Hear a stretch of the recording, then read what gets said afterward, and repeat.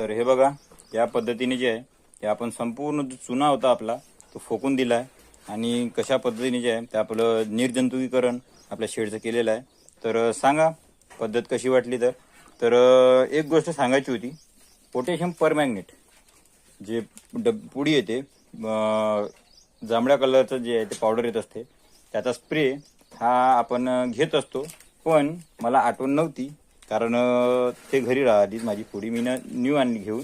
आमच्या याची जुनी जी पुडी होती ती संपली होती, त्यामुळे तर त्याचा स्प्रे मी याच्यानंतर घेणार आहे. तर कदाचित तो व्हिडिओमध्ये भाग नाही येईल, पण तुम्ही जर तुमच्याकडे उपलब्ध असेल तर हे सर्व झाल्यावर या पूर्ण शेडला, या संपूर्ण शेडला जे आहे ते फवारणी करून घ्या.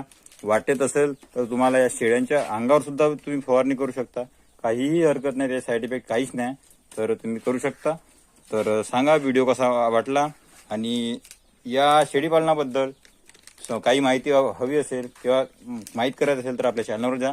आपण या शेळीपालनाचे व्हिडिओ टाकत राहत असतो, त्याचसोबत आपण शेतीचे व्हिडिओ सुद्धा टाकत राहत असतो. आपला मोटिव्ह आहे की एक नवतरुण जो मुलगा जेव्हा शेतीत उतरतो किंवा जोडधंदा करतो त्याचसोबत तर कसा करतो. तर बघा तुम्ही आपल्या चॅनलवर, सोबत राहा. सांगा व्हिडिओ कसा वाटला. तर भेटू पुढच्या व्हिडिओमध्ये.